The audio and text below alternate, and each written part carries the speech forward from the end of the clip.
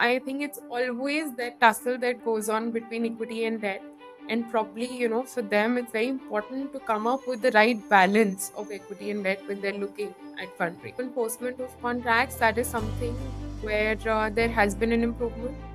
We are seeing that the Indian judicial system is improving. They're reacting faster, they're giving away remedies. So, yes, it's definitely become better in the last 10 years. I feel that more than the post facto remedies, it's important to put in checks and balances and processes in place so that these instances can be avoided. And for that, it is absolutely important to have, internal teams, internal control teams, internal audit teams within the companies.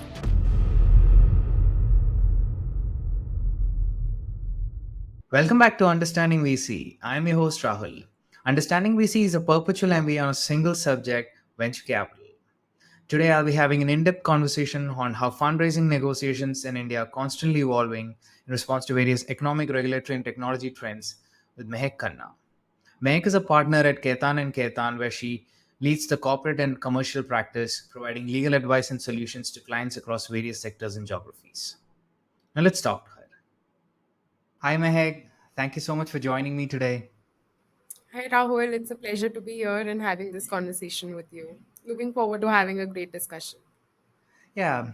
So I was having a conversation with a VC here who's looking to invest in a startup in India, and I think they were looking to invest in a convertible note instrument.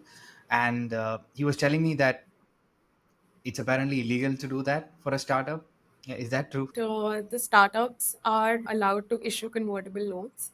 In fact, convertible notes as a concept is very much a part of the Indian Companies Act 2013. And a convertible note essentially is an instrument that evidences receipt of money initially as a debt, which is either repayable at the option of the holder or later on it gets converted into a certain number of equity shares that the startup company has specified. So, this is the context in which convertible notes are issued. And of course, there are certain other compliances that need to be done, and those are mentioned in the law and specifically the rules made under the Companies Act. So, yeah, there is this sort of a framework that exists, and it's no longer illegal for certain types of startups to raise money through convertible notes. Yeah. But is there a specific condition where this is not possible, or like? So, this is possible for startups the way they are defined. Yeah. And, this is essentially for certain companies that have been in the business for, I think, minimum of 10 years. And these are the companies that, of course, need to comply with certain requirements when, these convertible notes are being issued. And those requirements in terms of the terms and conditions, how it needs to be executed, what are the meetings that need to be held, what are the board approval procedures, what are the shareholder approval procedures, what are the other filing procedures with the registrar of companies. I mean, there are rules that prescribe for all of that that these companies need to comply with. So there is this whole setup and process around issuance of these convertible notes.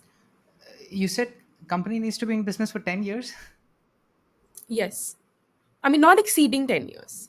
Or not Yeah, so exceed? period of not exceeding 10 years. Yes, from the date of incorporation. Okay. So that is when a company is treated to be a startup under the Indian laws. And of course, the annual turnover of such an entity for the preceding financial year since incorporation should not exceed 100 crores INR. The business model, of course, has to be towards development or improvement of a product or service. It should have scalable business. And this entity should not have been formed by splitting up or reconstructing an existing business.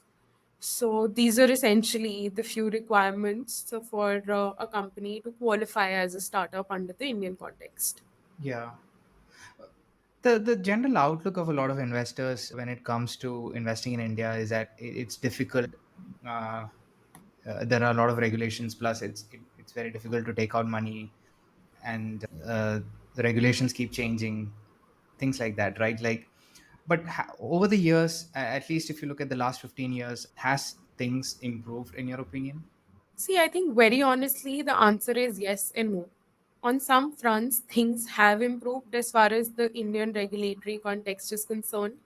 That has made it probably a little simpler for the founders to conduct their businesses. So there is some part of the ease of doing business story in India that has worked in the context of setting up of the company, getting the initial licenses, PAN, getting the initial labor approvals, getting the ground running.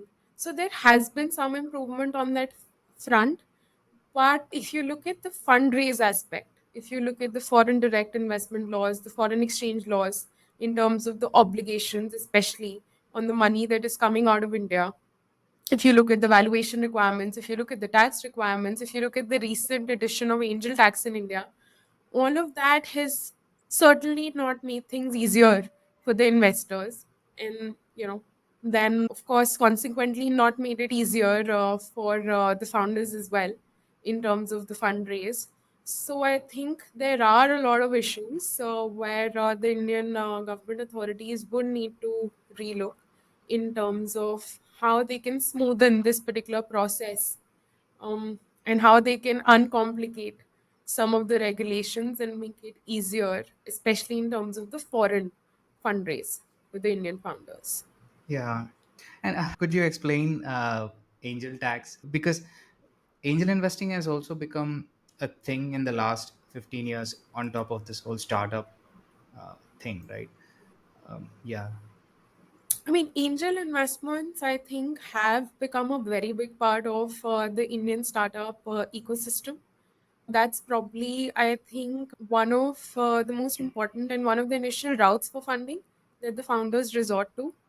And also, I think, in terms of the Indian setup with the networking and with the connections and with the friends and family support, it's also not very difficult to generate angel funding. So I think that also plays a part in the growth of angel funding and the growth of angel networks in India that sort of support startups and startup founders. So I think all of these factors combined have resulted in angel funding being an integral part of the startup ecosystem.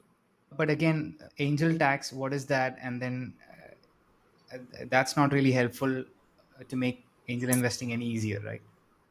Yeah, I mean, see, of course, there are a lot of deliberation that are taking place on the recent angel tax. And why just the angel tax? I think in the startup hemisphere in India, the way taxation is proceeding, even if you look at the 28% gaming GST tax that the Indian government has imposed on gaming startups, with all of these recent changes and additions, I think this is, of course, making it even more difficult for the founders and, of course, the investors to be able to navigate this particular space, because any amount of tax which is levied, it is eventually going to be adjusted through the valuation and the sale considerations. We know that, investors, of course, are not going to entirely bear the brunt of it, and it is something that is going to come up within the negotiations as well. And somewhere the valuations are going to be impacted. And of course, the entire startup community as a whole would bear the brunt of it. I mean, of course, it's definitely not a good story in terms of the startup sector to have all of these issues, which I think the startups have raised with the government authorities as well. And they are discussing. And yeah, so probably, this is an area where I think a lot of work is going to be required in terms of the startup founders working with the governments um, on the consultation front to see what can be done to sort of, deal with these recent tax issues. It's the complete opposite in a lot of countries. Like in the UK, I think a lot of people make angel investment because yeah, it helps them with taxes. So I think everybody invests, not really for financial returns but for tax benefits.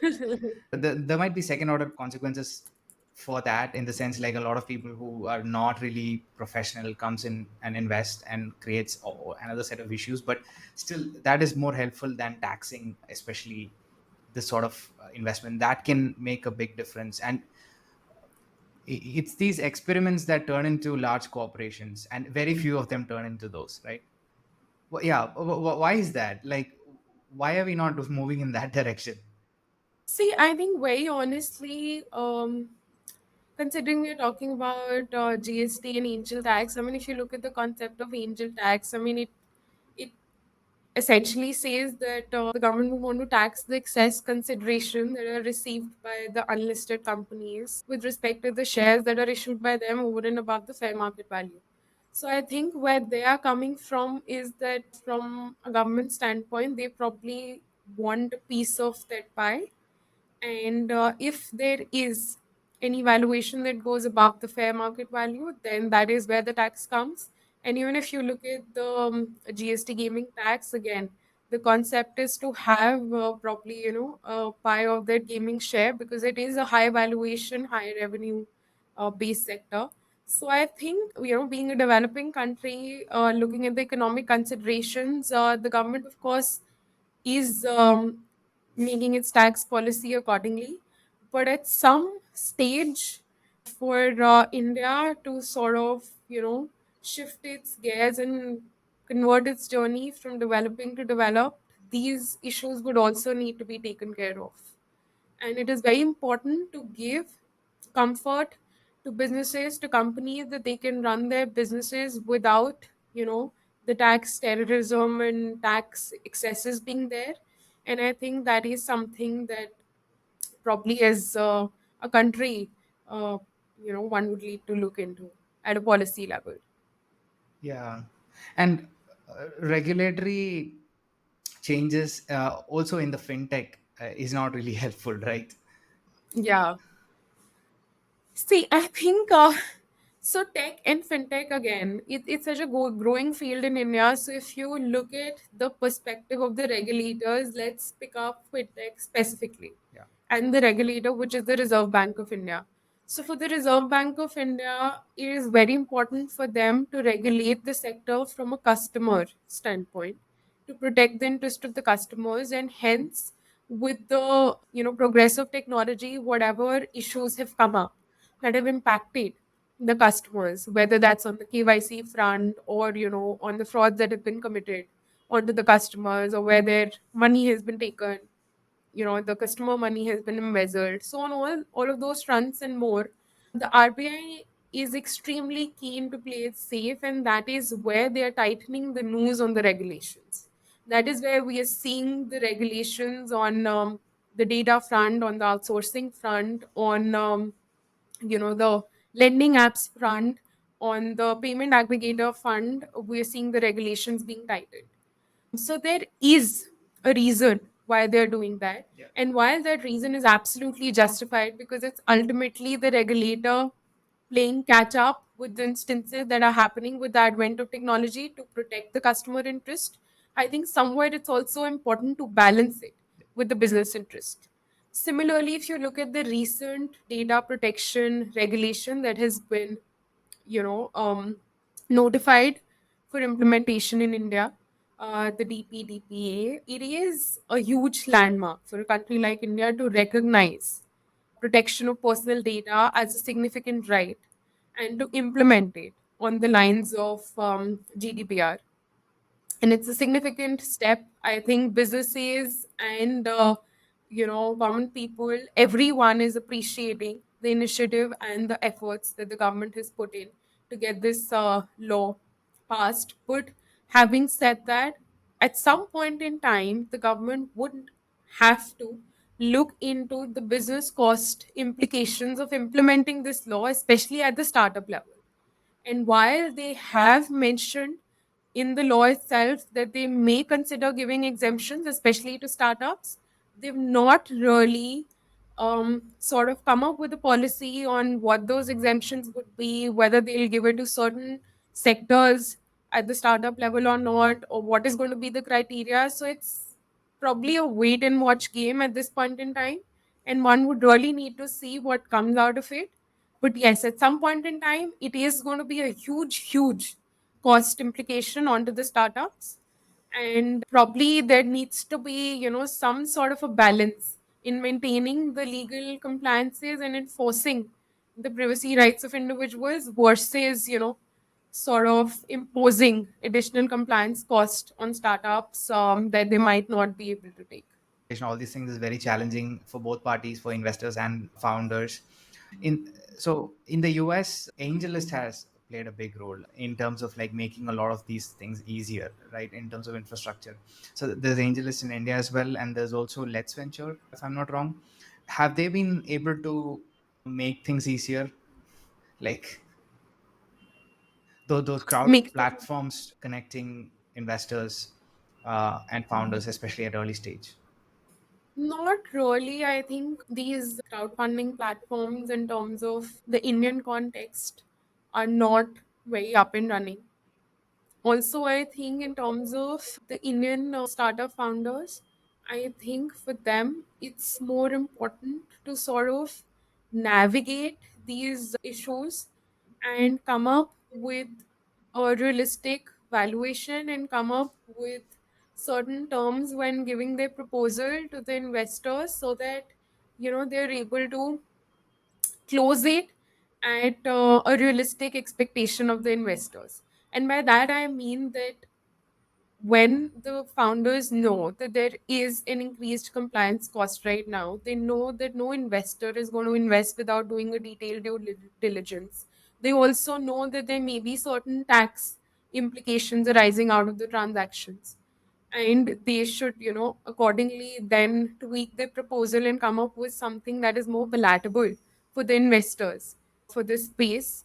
I think that is something they are doing at their end, and they should continue doing, because it's very important for, for the founders to have a realistic approach and to also correct their expectations, correct the valuation, and to go with something that is, again, like I said, more palatable for the investors, because these issues eventually, like I said, will impact the valuation at some stage. It is going to impact the entire process, because it's not easy navigating through these issues, especially when it's not like there's a lot of support from the government authorities. There are not a lot of those third party platforms the way we see in US. There are not very many crowdfunding platforms. So in terms of navigating this space, it's still a very old school space where the founders need to do the major share of the work at their end. They need to have their house in order. They need to prepare for what is coming as far as the transaction is concerned.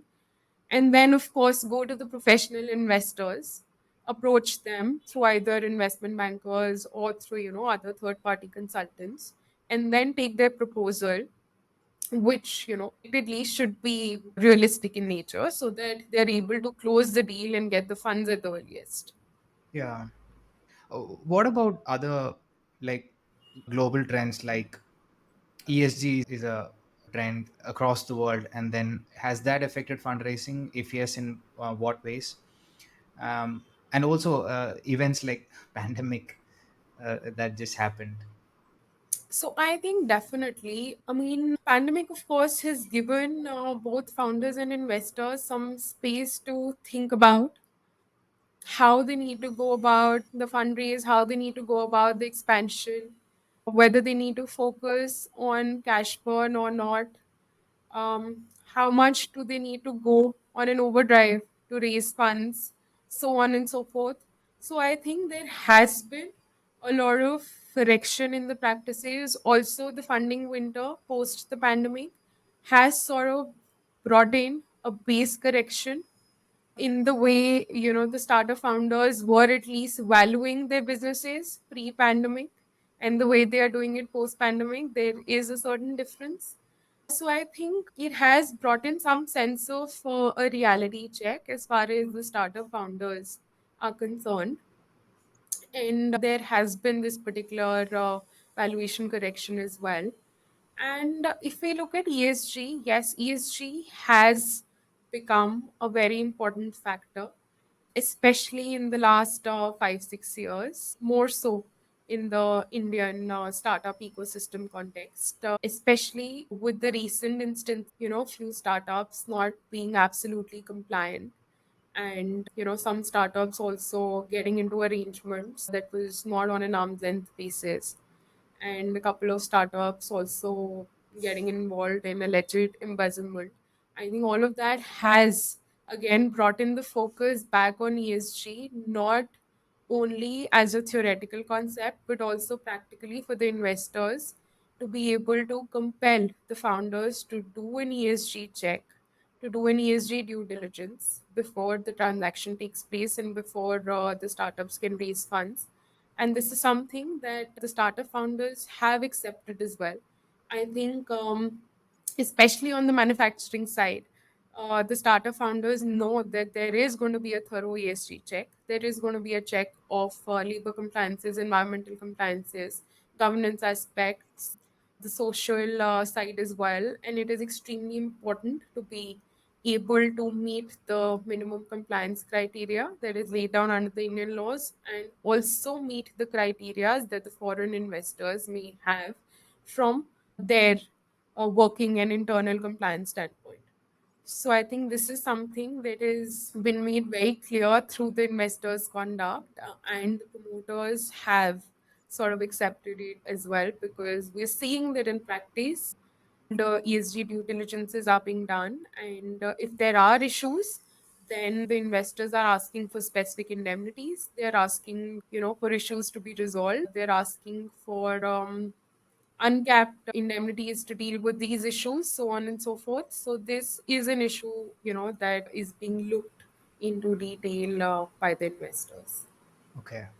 Indemnity, when you say, is basically they investors having protection on, when things go wrong. That's a simple way, right, to explain that. So indemnity, see, indemnity is something, you're right, that is something that gives protection to the investors. But I mean, from an investor standpoint and from a founder standpoint, indemnity is also something which is very crucial in the negotiation domain, because ultimately, any and all issues that may arise, whether they are big or small, and any sort of dispute that arises in future would need to go through the indemnity process. And to put things in context, in terms of how investors would want the warranties, the promoter warranties to be categorized, they of course have their set of fundamental warranties, they have the tax warranties, they have the business warranties, they have the environmental warranties, and then they have certain indemnities against those. They have the liability caps against those. They want, especially on the fundamental liability front and on the tax liability front, they want to be absolutely protected.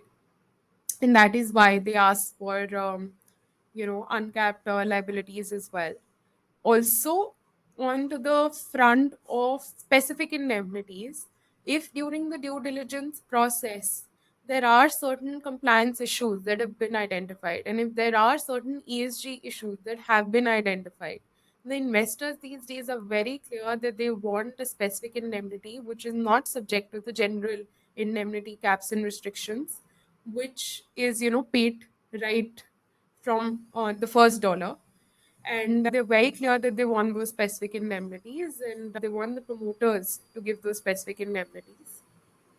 Yeah. And that is how the negotiations go. And yeah, it's something which is increasingly becoming more palatable for the founders as well, because they are, agreeing to give these kind of indemnities. So generally, when you look at the terms of fundraising, is it becoming more founder friendly or investor friendly? So I think both. And let me tell you why I say that. I think from the fundraising side, it's become promoter friendly. It's become easier for the promoters to raise funds. There are a lot of options for, the founders to be able to raise their funds. They are able to raise funds through equity instrument. They're able to raise funds through debt instrument. They're able to raise funds through banks and financial institutions, of course.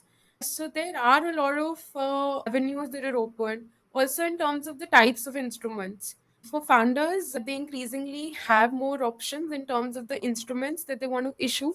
So they can issue equity instruments, they can issue preference shares, they can issue debentures, They can issue convertible notes. There are a lot of options for them to be able to raise funds. So, in that context, I feel that the founders, of course, have it much easier than their predecessors in terms of fundraise. But if we look at the investor side, if we look at the kind of rights that the investors have been asking for, I feel that has definitely become investment friendly. And of course, any issues of fraud, embezzlement, or any startup bust up issues, of course, don't help the founders' cause. And that is something that, of course, gives more leverage to the investors in terms of asking for certain rights. And those rights are not just restricted to, the exit rights or preemptive rights or the normal anti dilutions or the indemnities that I spoke about. Those rights go to sort of even earmarking the promoter's securities, keeping the promoter's securities locked in an escrow account, also putting certain anti-fraud clawback provisions to be able to claw back the founder shareholding in case any issues of fraud, embezzlement, or misconduct were to crop up. So I think in that sense the investors are in a position where, at least in the Indian ecosystem, they can ask for all of these rights and also get them. So I think in that sense they're of course better placed. Yeah. So, can we go deep on both, right? Like you mentioned about the different instruments by which founders can raise funds. What is the difference between note and debentures? You mentioned that was one thing I wanted to ask. And Yeah. also, there are these factoring financial transactions, right? I think a lot of SaaS companies, there are these. This is an option for a lot of SaaS companies, and also maybe edtech companies that I can think of. So yeah, if you could explain the different instruments in details, that would be really helpful. Sure. So I think in terms of the instruments, of course, on the capital side, we have the equity shares and the preference shares, Yeah, and which is known as the common capital and the preferred yeah, capital. preferred and the common stock, And and the founders usually have the common, right? yes, yes. So this is one way of raising capital. Then, of course, we have the debt side.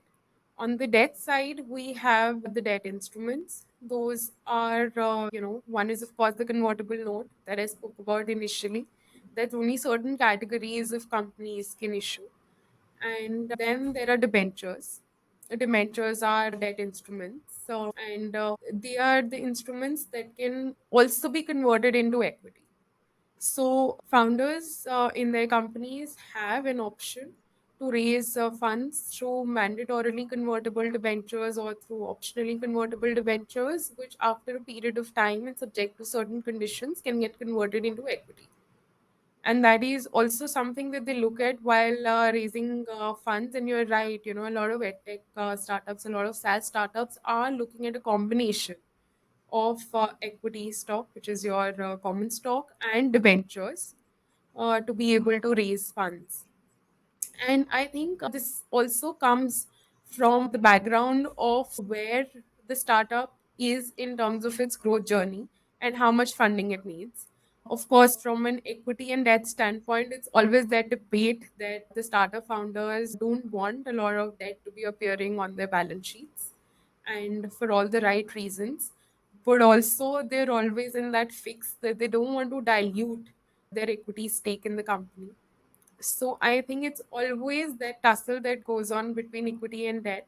And probably, for them, it's very important to come up with the right balance of equity and debt when they're looking at fundraise.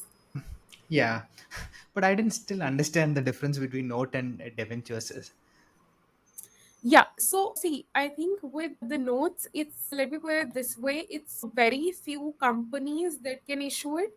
In terms of who can issue, like I mentioned, startup companies can issue it. Debentures is a far more, it's an instrument which is commonly used by all the companies. It can be issued by any company, and this is far more commercially acceptable as well, because it doesn't have the restrictions of the convertible note, but it is something that, as a debt instrument, can be issued by almost any company in India. And this is also something which is an acceptable form of fundraise from a foreign exchange law standpoint. Yeah. How is factoring different from other debt instruments? So, when we talk about factoring, factoring is basically a type of financing concept in which a business sells its account receivables to a third party to meet its short term liquidity needs. I mean, it's essentially a transaction between two parties where the factor would pay the amount due on the invoices minus its commission of fees.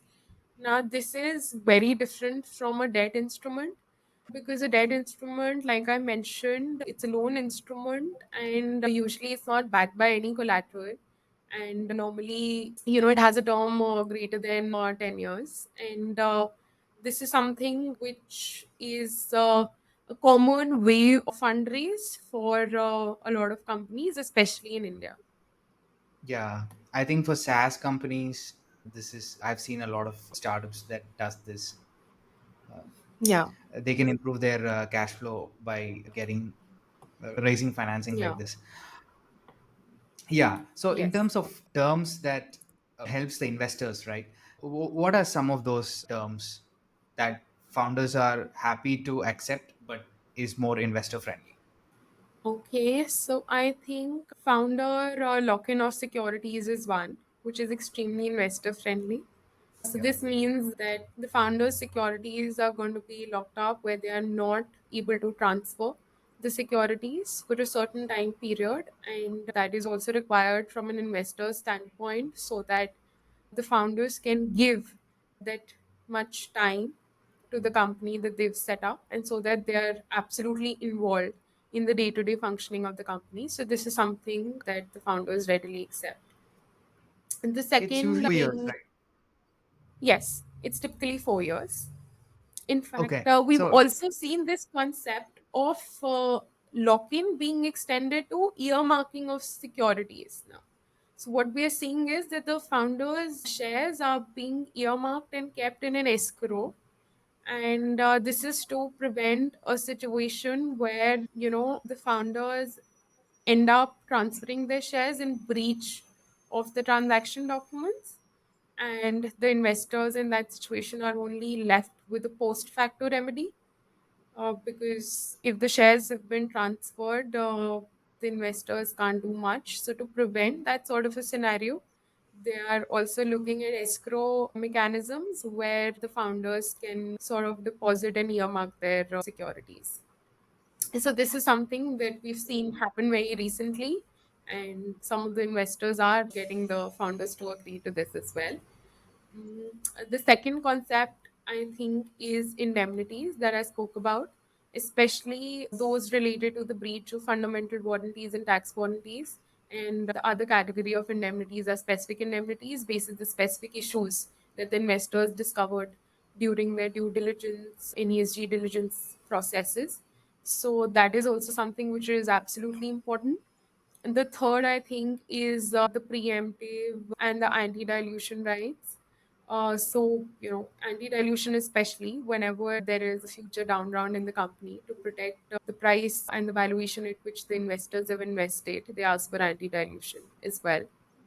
And the founders are okay to give it. And I think the other set of rights, which are extremely important, are the exit rights because it is extremely important for the investors to make their money and exit the company. And from a founder's standpoint, it is important to be able to give various options, either in the form of buyback or IPO, if not that, then strategic sale or secondary transactions, but somehow arrange for the exit of the investors as and when they need to exit the company. yeah. So recently in India, there's been a lot of governance sort of issues, right? So yeah, is there a change in terms of fundraising adjusting to those instances, as in like reacting to those instances? I think so, yes.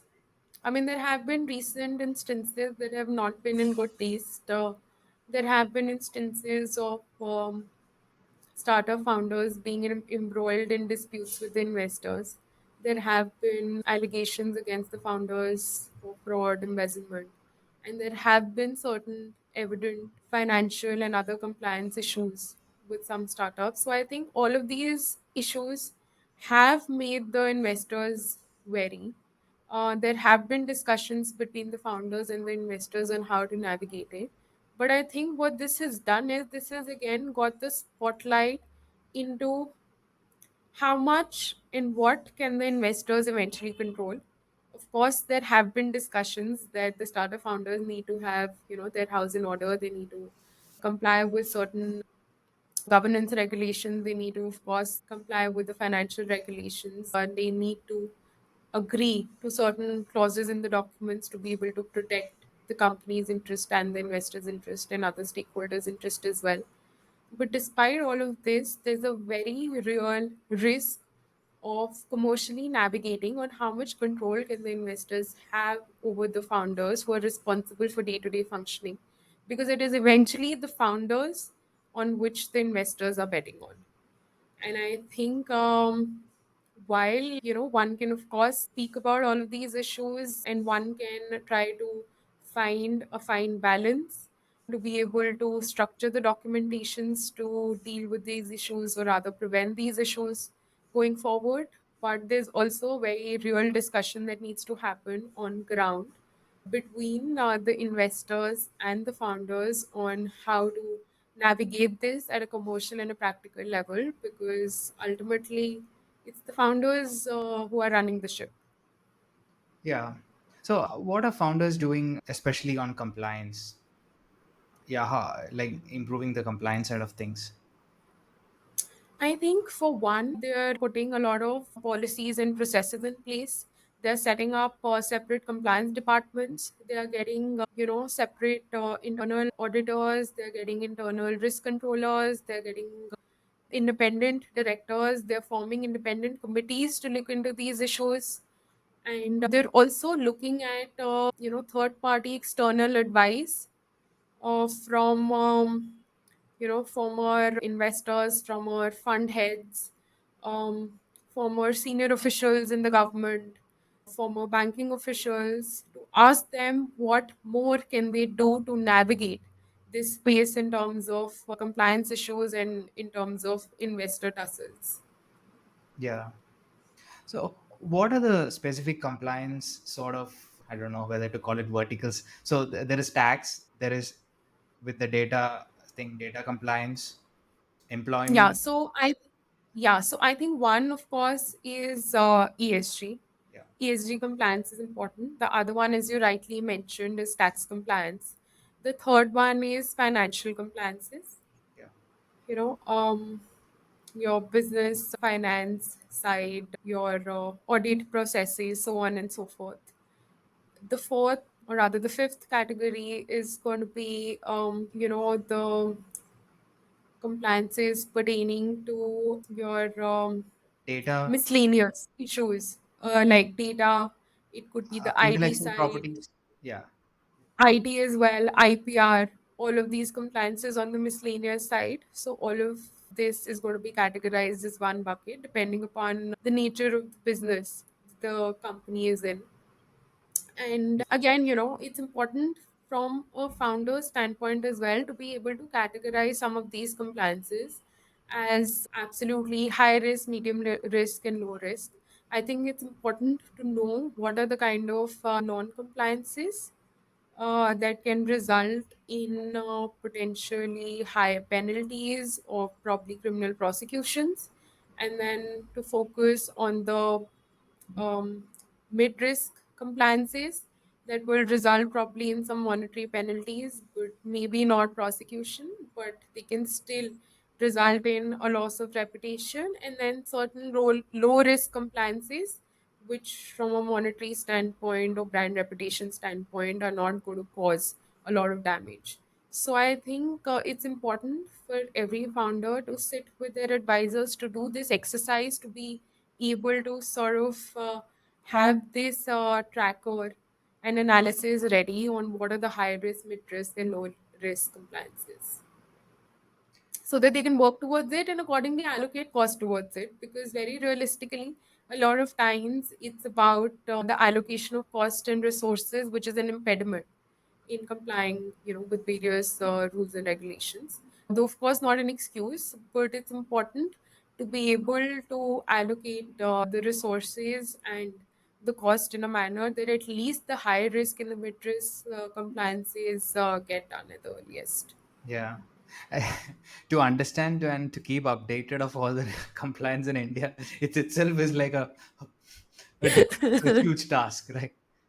No, absolutely. In fact, I recently had a founder telling me that, on an average, it looks like in the entire journey of a company, there are around 4,000 to 5,000 laws applicable. I mean, how are we even supposed to practically navigate that? Yeah. And on a lighter note, yes, they're like, we should probably just leave our normal jobs and leave the business and should just focus on compliance with rules and regulations, because it looks like that is something that we need to pick up as a priority, though it's impossible with the number of laws and rules and regulations that are there. So, yeah, I mean, that is something which is definitely an issue in the Indian context. But again, I think one just needs to figure out a way to navigate it in the best possible manner. Yeah. So, and what about these employment labor sort of compliance in terms of like your team, your employees side of thing, and also with your customers and partners and suppliers, etc. What about compliances in both these two aspects, and also enforcement of any contracts is not really possible, right, in India, or like it's more like law doesn't really help with. Yeah, I mean, see, very honestly, I think on the question pertaining to enforcement of contracts, that is something where there has been an improvement. Honestly, on recoveries to be done under the contracts or to be able to enforce contractual rights, we are seeing that the Indian judicial system is improving. They're reacting faster, they're giving away remedies. So, yes, it's definitely become better in the last 10 years. On to your other question on what are the level of compliances that are required for employees and for customers, vendors, suppliers in the other bucket. So let's come on to the employees and workers. I think again navigating through the gamut of employment and labor laws in India, it's quite complicated, especially if one is running a manufacturing setup. You have the Industrial Disputes Act, there's a Factories Act, there are standing orders, there are Payment of Wages Act, Minimum Wages Act, Payment of Bonus Act, ESI, EPF, so on and so forth, gratuity. There are just way too many laws to navigate, but it is extremely important to do the compliances under each of these laws. Also in the on the white collar side, with the office employees, again there are laws pertaining to shops and establishments, gratuity, minimum wages, so on and so forth. So it's extremely important for businesses to have their HR teams and their labor law advisors absolutely on their toes, so that all of these laws and filings and can be complied with and multiple compliances can be done. I think from a government standpoint, they are trying to streamline the labor law compliances. In fact, there are four labor codes in the offing, and one would see them hopefully getting implemented in the next 2 3 years. So that is something that the government is trying to do. They're trying to replace all the labor laws and just consolidate everything in the form of four labor codes. So that is something which is in the pipeline. Now, as far as the laws and the compliances pertaining to customers and vendors and suppliers are concerned, again, I feel that is an area where it is more governed by contracts. I mean, unless there's a specifically law, unless there's a specific law dealing with it. For example, if there's a Data Protection Act that is applicable, if the company is storing the personal data of customers or third party vendors, then of course that is the compliance under that law that the company would need to do. Similarly, if the company is in fintech business and it is dealing with vendors which are also in that space, then it would need to comply with the RBI regulations. Also, if the company is dealing with vendors which are small and medium sized enterprises, then there are laws applicable to the SMEs, and one will need to comply with those laws. So I think with the customers and third party vendors, it mostly depends on the kind of business activity that is being carried out and the kind of transactions that are being done. Also, I think that companies these days are quite cognizant of the fact that they need to have their contracts with their employees, customers, vendors, suppliers absolutely watertight, so that there's no issue going forward. And they are absolutely putting in the time and effort in getting those contract templates right. So whether that's on the employee side or whether that's on the customer side in the form of customer T's and C's, or whether that's with the contracts that the companies are signing with their vendors and suppliers, they are absolutely making sure that the contracts are detailed. They have all the legal provisions. They have all the commercial points outlined, the entire scope of work detailed, so that there is as little confusion and interpretation issue going forward as possible. Yeah. I mean, in my experience, at least, I don't think it's great to say this, but then there is absolutely still no enforcement of any contracts, right? Even if there is any enforcement, it's like physical force enforcement rather than by law. See, in terms of enforcement, I think it's definitely getting better. I mean, if you're talking about the Indian context, things are improving. If we were to look at the kind of inspections, for example, that the labor inspectors are doing for the enforcement of the labor laws, the inspections have increased. The kind of notices that the labor departments are sending, all of that has increased. They're doing it on a more regular basis. They're more in touch with the companies to figure out what all compliances have been done from the last time when they send the notice, so on and so forth. So I believe there is improvement also if we look at the tax side, for example. The tax department, their whole method has changed in the last few years. The way they're sending out notices, the way they're keeping a tab on the kind of transactions that the companies are entering into, the kind of cases and instances that they are reopening and reanalyzing. So I think all of that is changing. So yes, I think in terms of the implementation, things are changing. Of course, there is a long way to go, but yeah, things are improving at the ground level. Yeah. And can we also talk about the liabilities side of things? So you mentioned investors, even for investors, no matter what terms they put in, there is still a limitation on um, the control that they can have. So what are investors doing in terms to limit their liability, and also, of course, the founders? In terms of course, I mean, from the founders' side, the founders try to negotiate for the liability caps, for the indemnities that they give to the investors at the transaction value.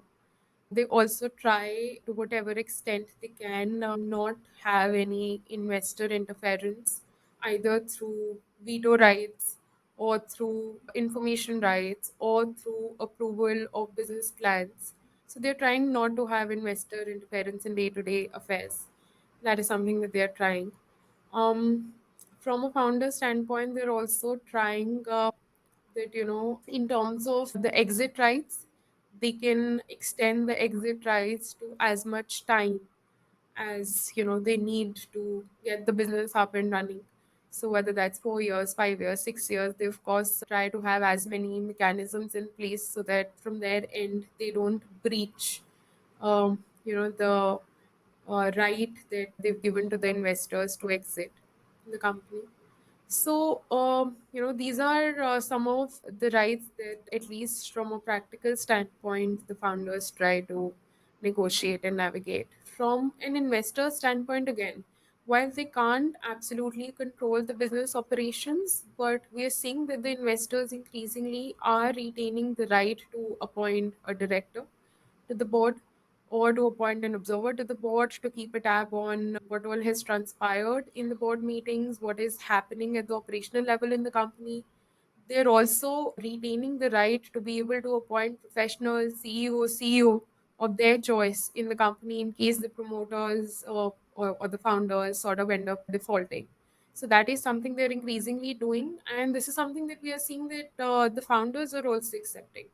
So the right to appoint a professional like a CEO or a CEO is an important right, and of course it needs to be exercised sparingly. but that is something that the investors are absolutely insisting on. Yeah. So, in cases of founder fraud, there's been a number of cases in the recent past in India. Um, what can investors do, and has there been any changes in terms of like checks and balances put in place to make sure that there is not much of those cases, at least in the future? I mean, from an investor standpoint, to be able to have the checks and balances is very important for them to, put in a mechanism of having a compliance committee or a compliance board and having a compliance officer in the transaction document. That's something very important from their standpoint. What they're also insisting on is not just an initial compliance or an ESG due diligence, but to have all of these compliance and ESG and financial due diligences being done on a quarterly or a biannually basis so that the founders can present them with the updates and the status of where they stand as far as the compliances are concerned. And from an investor standpoint, I think they're also insisting for post fraud or post embezzlement remedies in the form of founder clawback. I mean, where the shares and the securities of the founders can be clawed back or transferred to the other investor. They're also insisting on clauses where the founders would be compelled to leave the company at least in the operational capacity, and the fact that they can be replaced by certain other professionals. So those are the kind of clauses and provisions that the investors are insisting on, apart from the others that I discussed during the course of my conversation in the form of indemnities and so on and so forth. So, what about the embezzlement of funds? What can investors do? See, I think, I mean, in case of embezzlement, it's also very important to get the internal processes right. I mean, of course, once it has happened, then it's a question of proving it and having the auditors do an audit, prove that there was an embezzlement, and then proceed with the criminal remedies, criminal prosecutions as well. And of course, proceed with the remedies to get the money back, or, proceed with civil remedies, that is. But I feel that more than the post facto remedies, it's important to put in checks and balances and processes in place so that these instances can be avoided.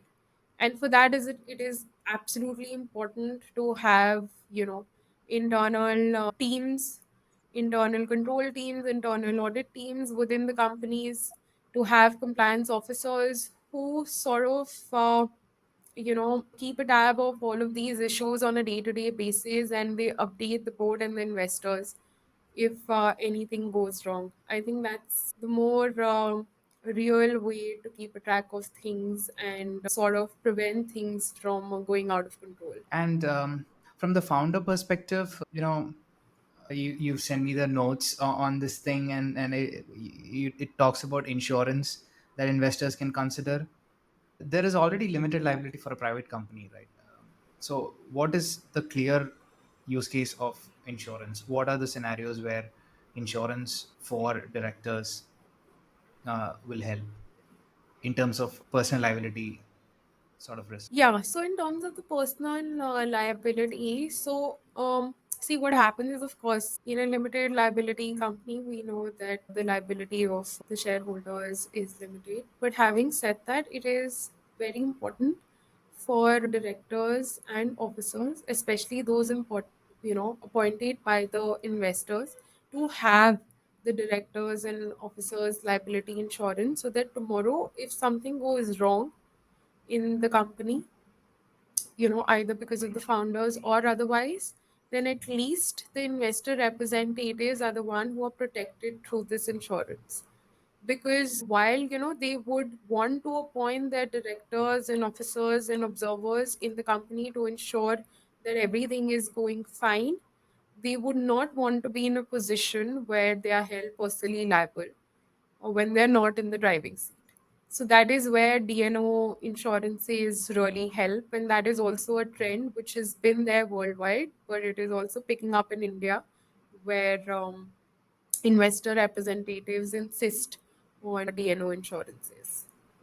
Yeah. Is there one sort of trend that is happening right now which is like a positive signal in terms of like the right sort of checks and balances are being put in place, but it's also making it easier for the every party involved in terms of founders and investors to run businesses in India. Is there something that is like a positive sign? I think, I mean, it was always happening, but I think it's definitely, got more traction in the last few years, and that is, I think, the process of due diligence and having all the compliances in place. So that is something that the founders and the company are giving a lot of importance to, and that's a good trend.